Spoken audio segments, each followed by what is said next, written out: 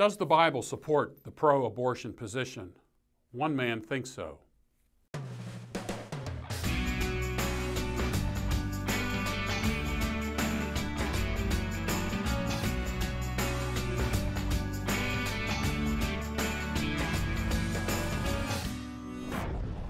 few days ago, I wrote an article on biblical restitution. It wasn't a comprehensive article. It wasn't meant to be so. It was simply a way to point out that the Bible deals not in incarceration, putting people in prison, which doesn't help the person who goes into prison, doesn't help the victim, doesn't help the taxpayer, because the taxpayer has to continually pay for somebody in prison for committing what is ostensibly a property crime. Instead, the Bible has a system of restitution. If you steal something from somebody, you pay back double. In some cases, it may be multiple restitution, especially if a person's livelihood is dependent upon some sort of tool, animals, or so forth. It may be multiple restitution up to 4 and even 5 times.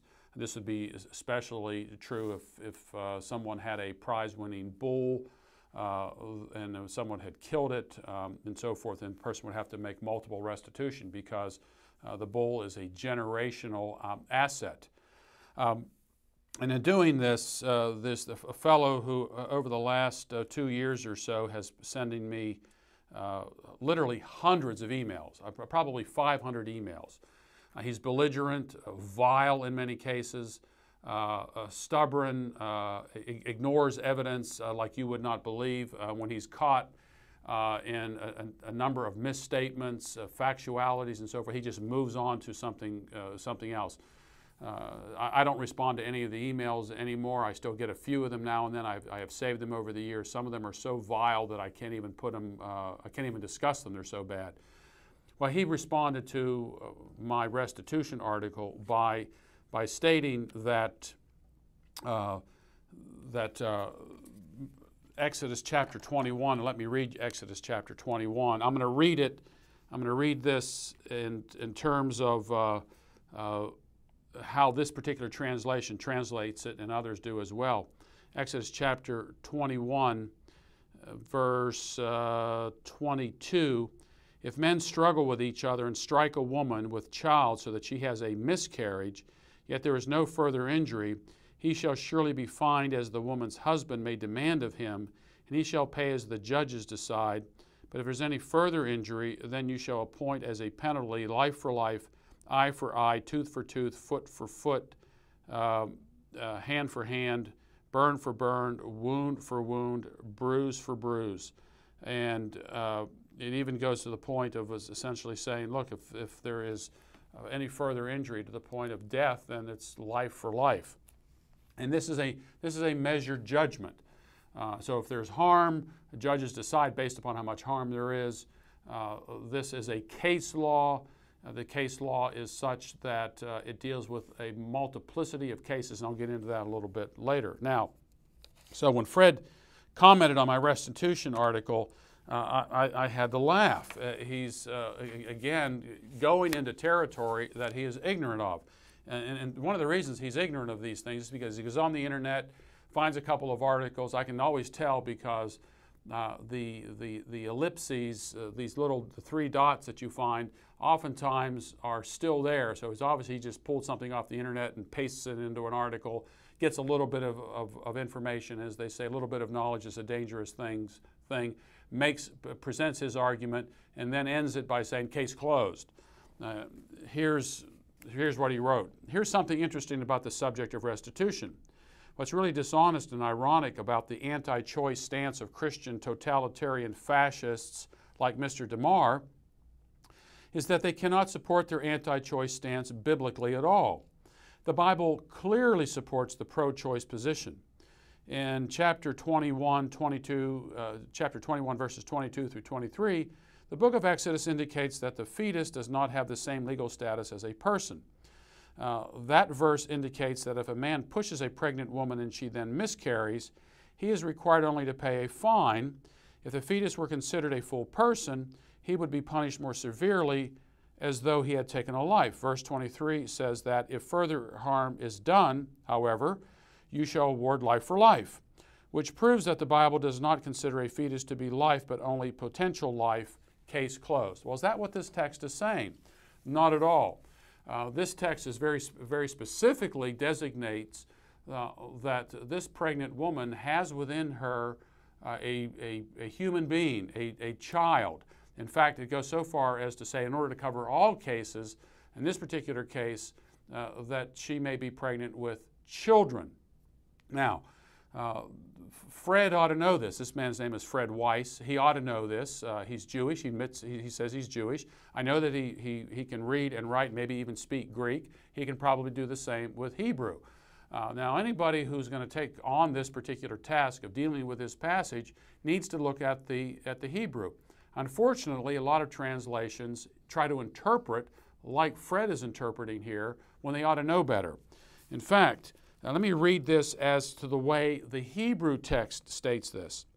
If men struggle with each other and strike a woman with child so that her children come out, yet there is no further injury, he shall surely be fined as the woman's husband may demand of him, and he shall pay as the judges decide.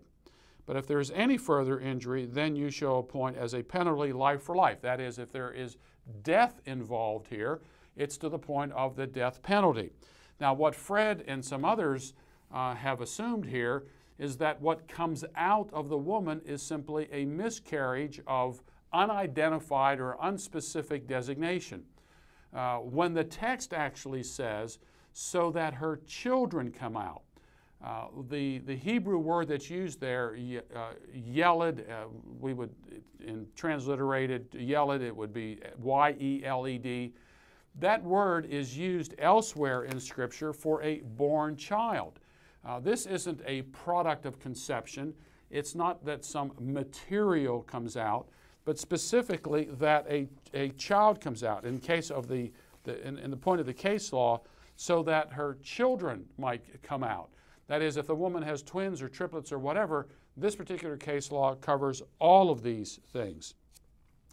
The Bible attributes self-consciousness to preborn babies, something that modern medicine has studied and acknowledged. Jacob and Esau are said to have struggled within their mother's womb, Genesis 25:22. The New Testament offers a similar glimpse into prenatal consciousness, and it came about that when Elizabeth heard Mary's greeting, the baby leaped in her womb, Luke 1:41.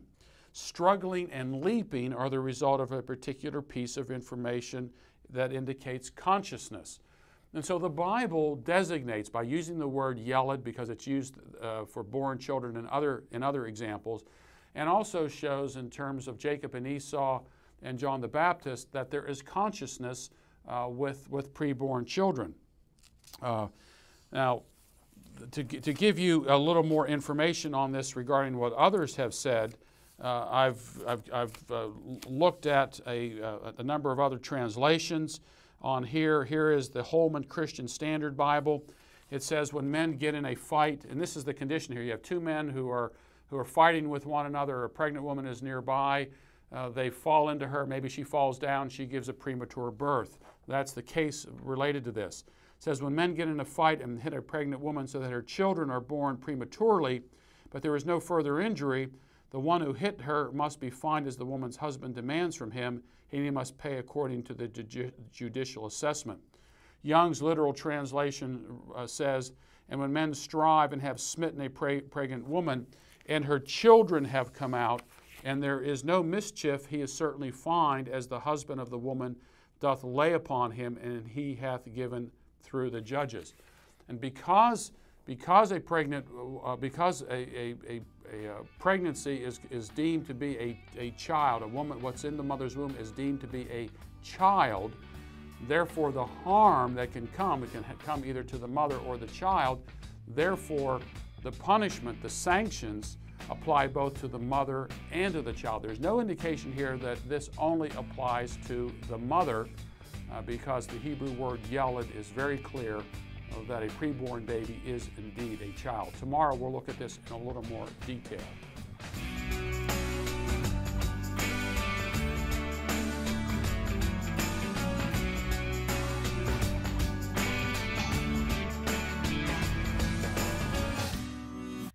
American Vision is proud to present this year's Worldview Super Conference, July 21st through 24th at North Metro Church, Marietta, Georgia.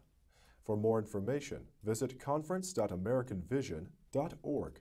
That's conference.americanvision.org.